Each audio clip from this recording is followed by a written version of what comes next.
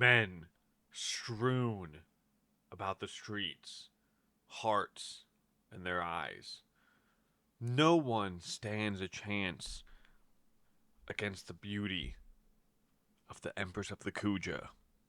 Not pirates, not marines, not even Roger himself. And so we're back tonight with another chapter from the Goat Oda himself. Number 1156, titled Idols. And so, yeah, it opens up with what I just described there, basically. We get an introduction to the Kuja pirates of the Rocks era. And the Empress at this time is Gloriosa, whom we've met before on Amazon Lily. And I'm pretty sure we also already knew that Gloriosa was part, or is either part of the Rocks Pirates or is in a similar era as the Rocks Pirates. And it seems like the Kuja, they're the same no matter what era you're in. They're all freaking out over Gloriosa and just how beautiful she is. She has a wonderful line. Will I ever be free to shed it? This picture of perfection. And the pose screams Kuja Empress. So, it's like not really any kind of a surprise here. There is something different about this era of Kuja, though. And it is that the Empress is not the most popular person on the crew. So we have a Tritoma here, who's a future Empress of Amazon Lily. I'm not sure if she's after Gloriosa or if she's two Empresses after Gloriosa. Tritoma might be the one that's before Boa Hancock. That's pretty possible. So if Shaku was an Empress, then it would be Gloriosa, Shaku, Tritoma, and then Boa. And so Tritoma comes in. She's got an armful of fan letter. And she's like, Empress Gloriosa, here are your new fan letters. But in the background, we see a mountain of fan letters addressed to somebody else. And Gloriosa's like, what about all those back there? Who are those for? And we learn they are for the vice captain, the first mate of the Kuja, Shaku Yaku, who we also know we met Shaku with Rayleigh on Saboti Archipelago. And Gloriosa has a pretty funny comment. How could she? Upstaging your own captain as a total betrayal. And so we get a nice little introduction to the Kuja here. And then Roger arrives. It seems that Roger is enamored, infatuated even. Not by Gloriosa, but by Shaku. And so he comes in with a powerful declaration. Today's the day we finally take your first mate. Yeah, this doesn't go as planned. So they launch an attack. Yabon gets schooled by Shaku. Roger also gets schooled by Shaku. And the Roger pirates get looted by the Kuja pirates. We also find out that Gloriosa actually has it out for, has her eyes on Roger. Roger doesn't care. He has his eyes on Shaku. And as we see in the future, in the current era, it seems a little bit like Shaku might have her eyes on that Rayleigh. Because he's the one who doesn't get schooled. He also doesn't attack them. But he gets a little bit of a compliment and a wink there. So, we can see a little bit of the future coming in here. And so, after the Roger Pirates both get it handed to them, and they also get looted, Garp the Fist comes in with a cannonball. And so this very quickly turns into boys will be boys and brawl it out. And the Kuja are like, we're peacing. And so we get this pretty epic panel of a young Garp and a young Roger basically just hitting each other. Like one of those clashes where it's like... So we have the narrator, who I am going to act as, Roger, Garp, and Rox. Three who would be spoken of as legends in the Great Pirate era. But at this time, their blood burned with the passion of youth. The Kuja were at the height of their popularity at this time. No one could speak of this era without mentioning them. Many saw them as idols, and their wanted posters fetched high prices. Stalkers taking creep shots became a daily nuisance for the crew. That doesn't sound fun. And we see Gloriosa falling down with the love sickness, just like Boa did.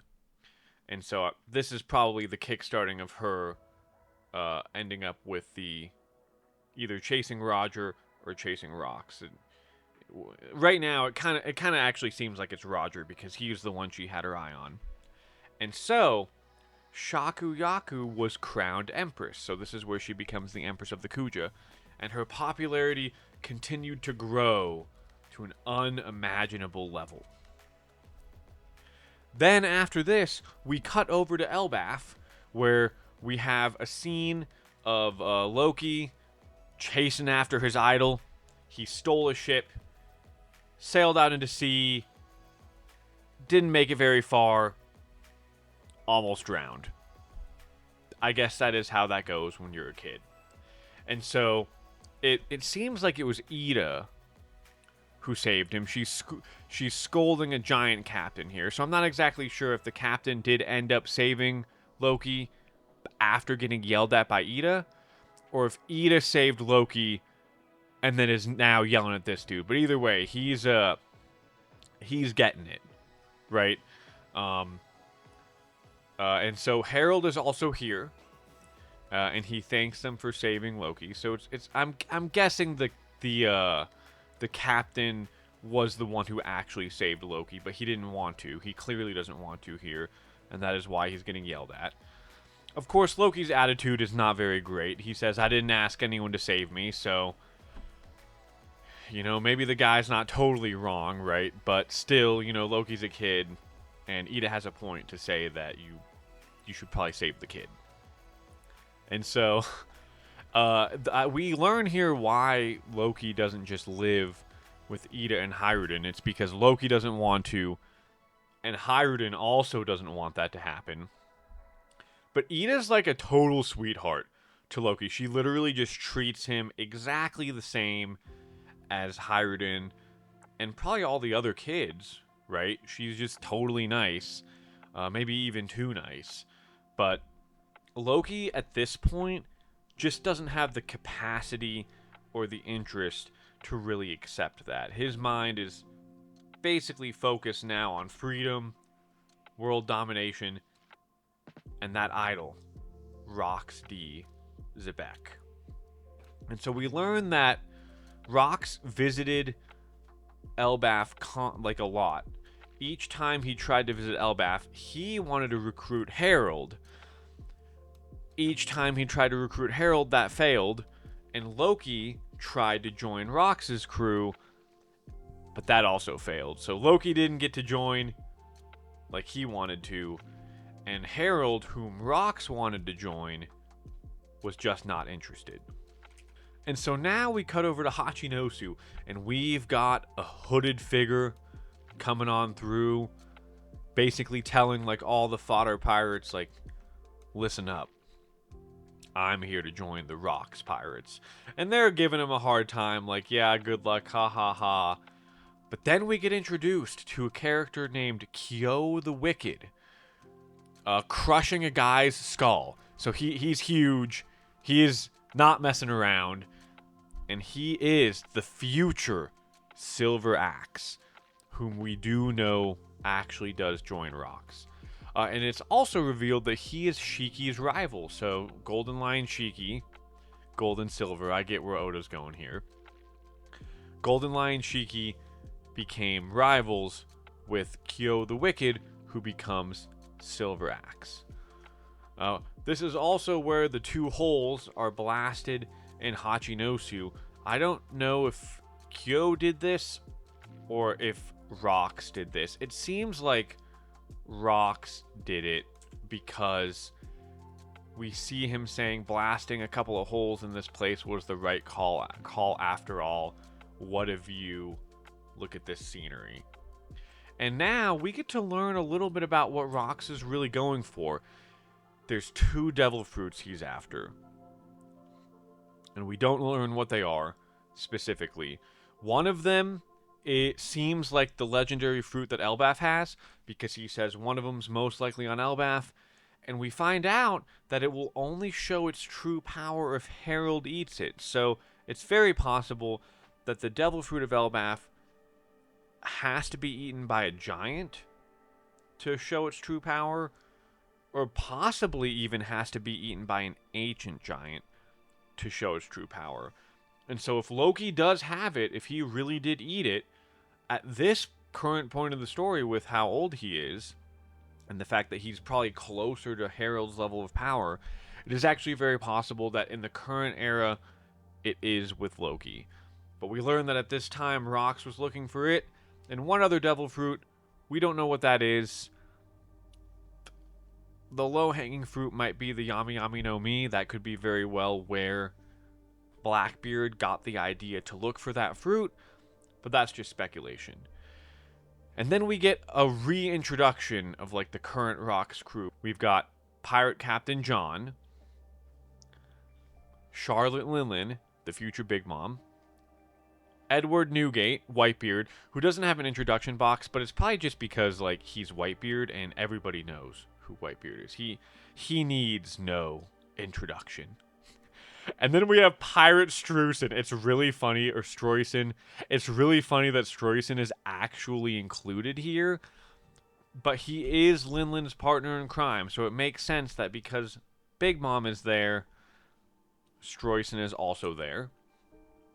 We have Pirate Barbell, a catfish fishman. Maybe we've seen him before and we didn't have a name, or it's very possible that this is the first time he's been introduced. I'm not too sure there. And then we have Kaido as a rookie. Oh, and he gets walked on here. It is very funny to see. And so they're kind of talking about some different goals that Rox has, right? So Rox wants Harold to join. He wants the Devil Fruit of Elbaf to come along with Harold. And he also needs the Galar Giants, which we learned about recently. I'm pretty sure that these are all the giants that are frozen on Punk Hazard.